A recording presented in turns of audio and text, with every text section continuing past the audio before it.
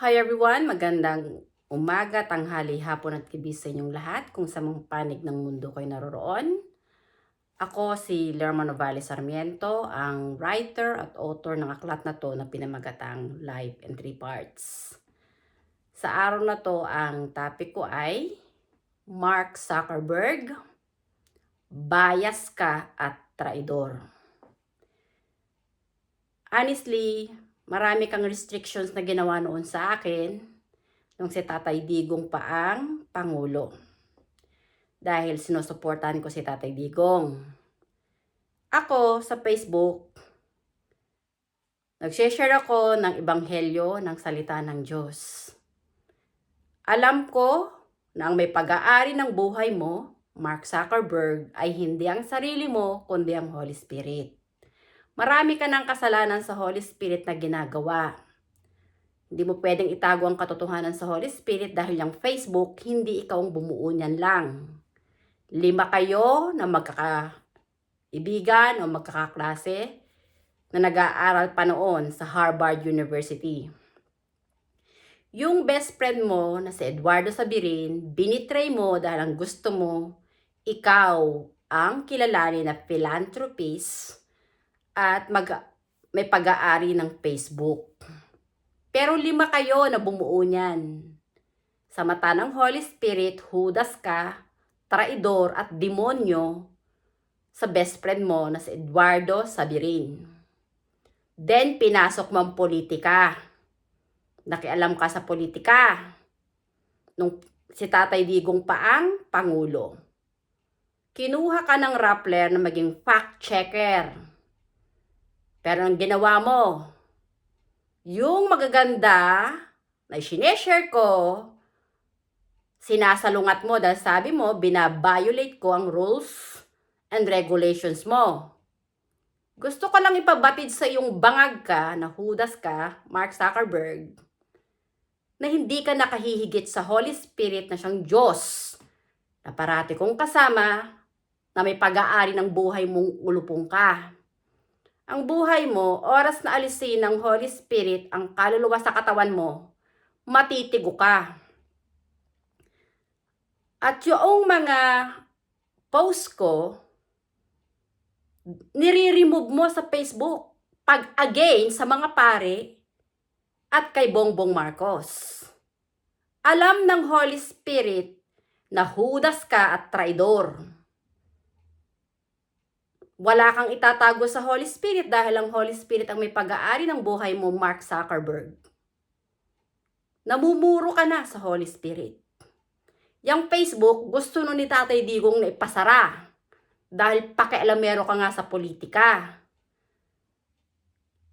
Nag-shutdown na yung Facebook mo, pero ang ginawa mong idea, hindi kahit mong mga tao na mag-reels para pagkakitaan ng pera. Pero the more ka namang kumikita.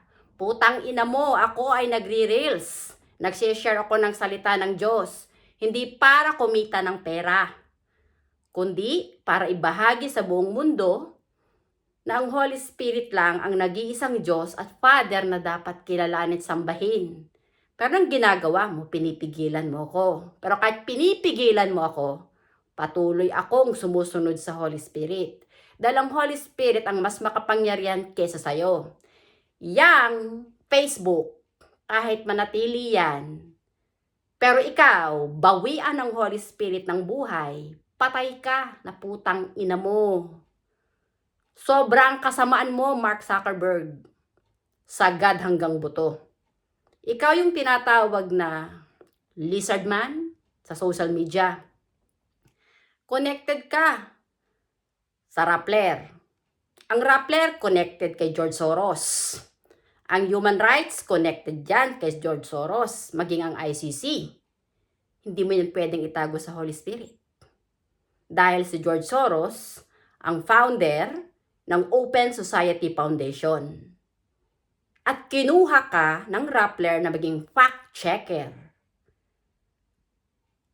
ng Facebook. Pero anong ginawa mo, Mark Zuckerberg? Corrupt ka eh. Ang company na ginagawa mo, yung Facebook, Hindi mo yan pag-aari. Hindi ikaw ang bumuo niyan. Judas ka sa mata ng Holy Spirit. Yung best friend mo na si Eduardo Sabirin, alam ng Holy Spirit na binitray mo. Dahil yung katawan ni Eduardo Sabirin ay templo rin ng Holy Spirit.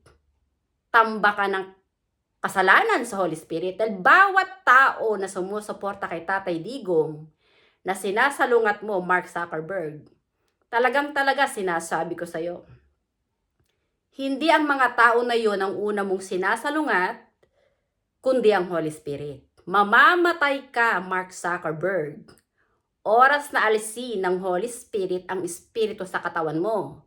At dahil Judas ka, traidor, at demonyo, hindi lang sa mga tao, hindi lang sa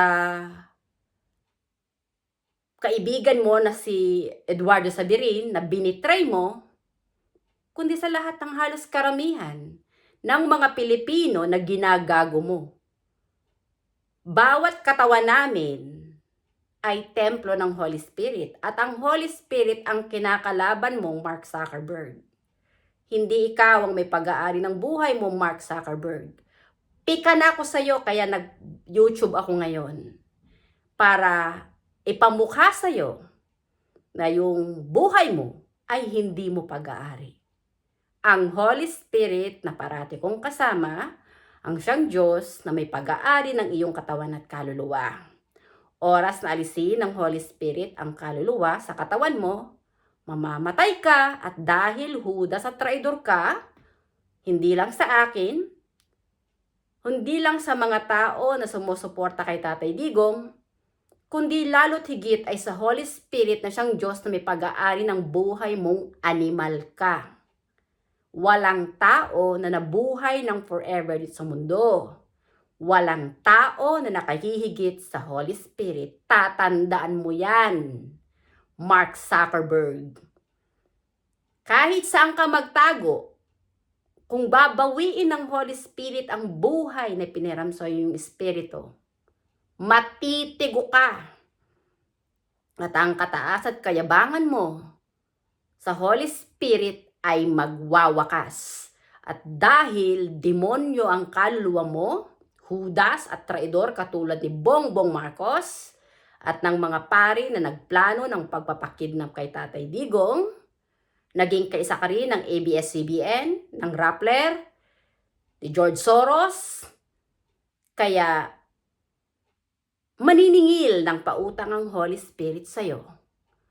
Oras na tiguking ka ng Holy Spirit, tanggal ang kasikatan mo.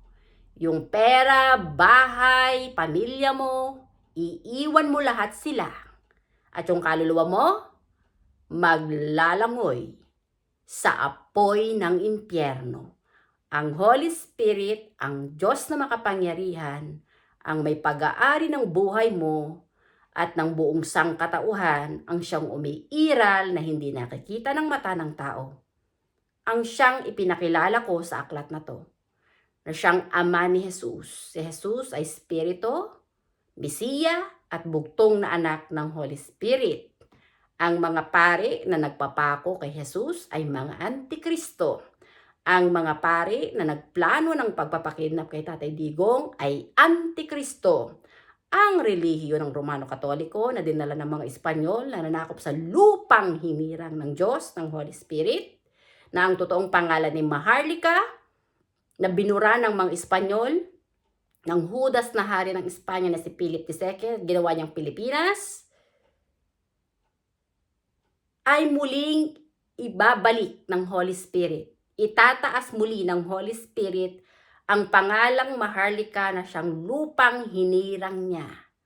At magwawakas ang kataasan at kayabangan yung mga pari na kumakalab at lumalapastangan sa Holy Spirit na doon sumasamba sa Rebulto, Santo at Diyos-Diyosan.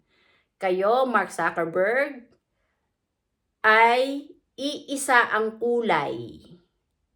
Mga Judas kayo, traidor, at salot dito sa mundo ng mga kampo ng kadiliman na lumalapastangan at kumakalaban sa Holy Spirit.